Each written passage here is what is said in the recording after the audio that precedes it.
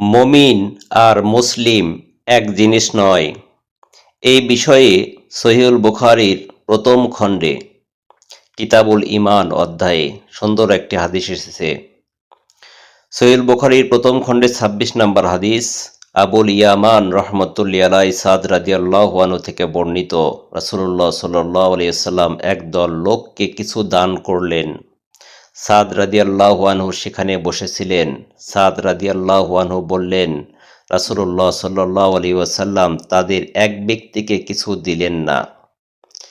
সে ব্যক্তি আমার কাছে তাদের চেয়ে অধিক পছন্দনীয় ছিল।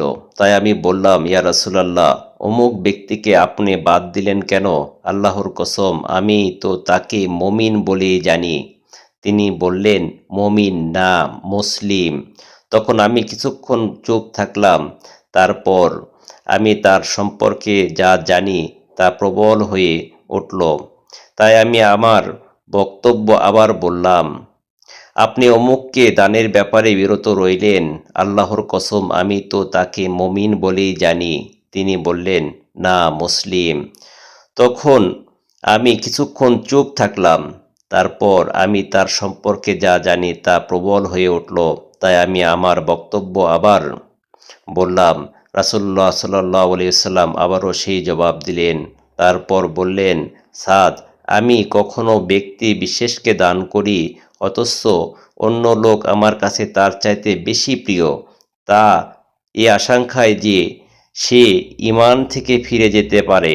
পরিণামে আল্লাহ তাআলা তাকে অধোমুখে জাহান্নামে ফেলে দেবেন। দেখেন, এখানে স্পষ্টভাবে বোঝা যাচ্ছে যে মুসলিম আর মুমিন দুই জিনিস।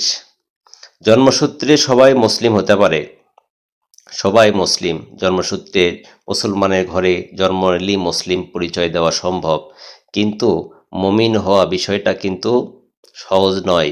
এ বিষয়ে আরও অনেক হাদিস রয়েছে যে মুসলিম, মুমিন এই বিষয়গুলো আলাদা আলাদা। ইমানের বিষয়গুলো আলাদা, মুসলমানদের বিষয়গুলো আলাদা। মুসলমান সবাই হয়, কিন্তু ইমানদার মুমিন বান্দা সবাই হতে পারে না। তো আমাদের সমাজে কিছু কিছু লোক রয়েছে যারা কথায় কথায় ফতোয়া দেয় আমাদের পরিচয় নাকি মুসলিম। হ্যাঁ, অবশ্যই আমাদের পরিচয়, সবার পরিচয় মুসলিম। আপনি শিয়া বলেন, ওহাবি বলেন, খারিজি বলেন, নজদি বলেন, সুন্নি বলেন, সবার পরিচয় মুসলিম। কিন্তু সবাই কিন্তু ইমানদার নয়, সবাই কিন্তু মুমিন নয়। এই বিষয়টাও আমাদের মাথায় রাখতে হবে। তো যাই হোক, আমি মুফতিও না, মুহাদ্দিসও না। আমার মন্তব্যটা আমি করলাম। যার ভালো লাগবে সে গ্রহণ করবে, আর যার ভালো লাগবে